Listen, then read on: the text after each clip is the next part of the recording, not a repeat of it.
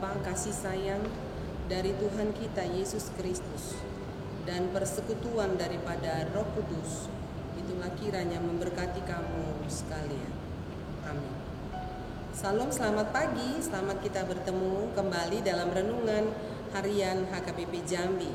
Pada hari ini kita akan disapa oleh firman Tuhan yang diambil dari 1 Korintus pasal 10 ayatnya yang ke-13, demikianlah bunyinya. Pencobaan-pencobaan yang kamu alami ialah pencobaan-pencobaan biasa yang tidak melebihi kekuatan manusia.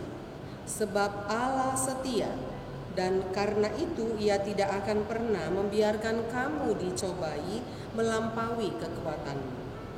Pada waktu kamu dicobai, Ia akan memberikan kepadamu jalan keluar, sehingga kamu dapat menanggungnya. Demikian firman Tuhan. Saudara, perlu kita akui bahwa selama hidup, mulai dari anak-anak sampai kepada lansia, pencobaan selalu datang, yang ditujukan kepada orang baik atau orang jahat, terpelajar atau orang-orang biasa, orang miskin ataupun orang kaya. Dan saudara, setiap pencobaan itu berpotensi membuat kita bisa jatuh ke dalam dosa apabila kita tidak menghadapinya dengan baik dan benar. Dan banyak orang gagal menghadapi pencobaan itu. Saudara, bila kita cari tahu dari manakah sumber-sumber pencobaan itu, sumber percobaan itu apakah dalam bentuk uang, apakah dalam bentuk jabatan, popularitas, apakah dalam bentuk penyakit, penderitaan dan lain sebagainya, yang bisa membuat kita jauh dari Tuhan.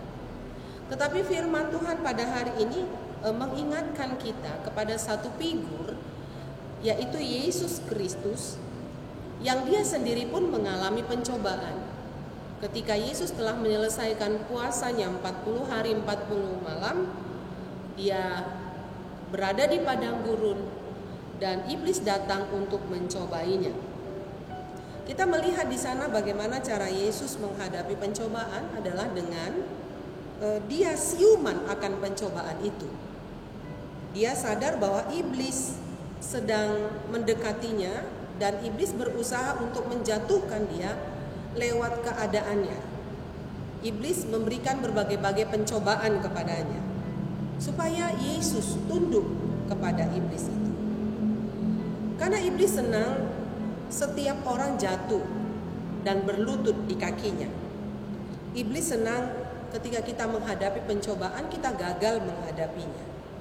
Tetapi senjata Yesus ketika menghadapi pencobaan adalah Dia memakai firman Tuhan.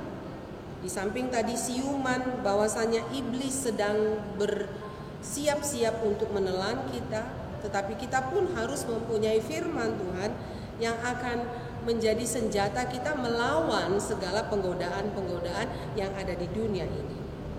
Dan firman Allah itu akan menjawab setiap pencobaan itu. Kemudian kita belajar dari Yesus di dalam menghadapi pencobaan, yaitu pengetahuan bahwa Tuhan tidak membiarkan umat Tuhan ketika menghadapi pencobaan. Yang mau dikatakan di sini adalah jangan biarkan perasaan sendiri menghancurkan kita. Saya garis bawahi di sini adalah perasaan sendiri. Ketika saudara merasa sendiri di bumi ini, ketika saudara merasa tidak berdaya, merasa tidak punya teman, merasa tidak ada yang mau mengerti dengan Anda, disinilah awal kejatuhan kita. Disinilah awal orang akan saudara jatuh dari satu pencobaan kepada pencobaan yang lain.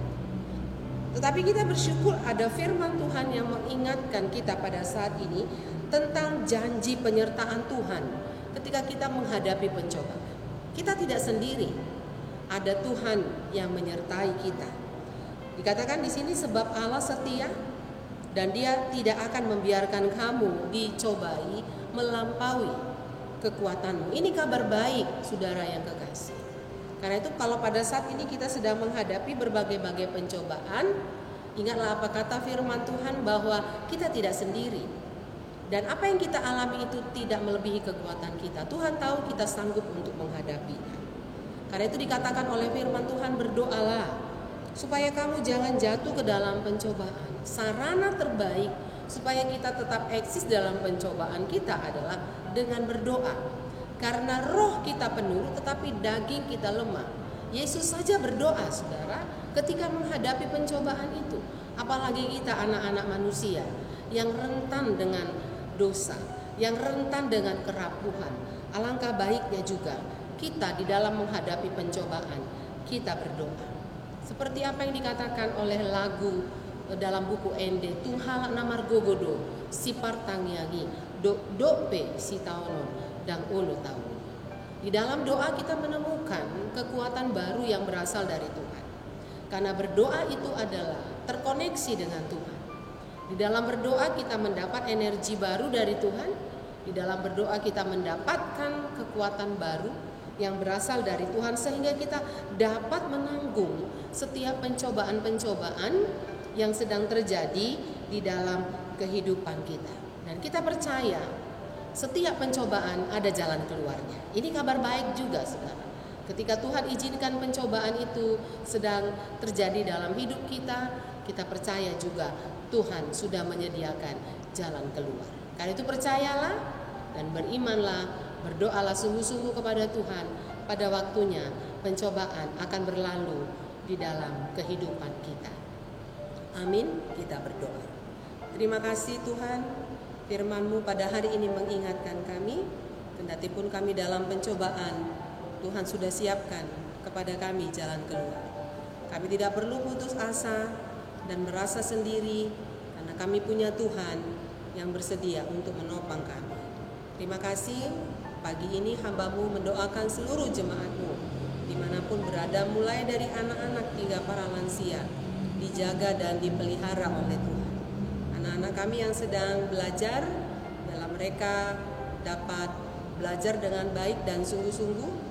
Ada banyak pencobaan yang mereka hadapi dalam proses belajar itu, tetapi Tuhan Maha Baik yang akan menolong mereka, menopang mereka. Terima kasih Engkau memberkati setiap keluarga anak-anak Tuhan dimanapun berada. Damai sejahtera, roh kasih sayang, penerimaan, pengampunan ada dalam tiap keluarga, sehingga setiap keluarga dapat memenangkan setiap pencobaan-pencobaan yang sedang terjadi di tengah-tengah keluarga. Terima kasih Tuhan, berkati gereja menjadi alat Tuhan untuk menghadirkan kerajaan Allah, menyampaikan kabar baik dan sukacita di tengah-tengah jemaat. Terpujilah Engkau Tuhan, di dalam Kristus Yesus kami berdoa dan mengucap syukur. Amin. Salam, selamat pagi, selamat beraktivitas. Tuhan Yesus dimuliakan dalam seluruh kegiatan kita.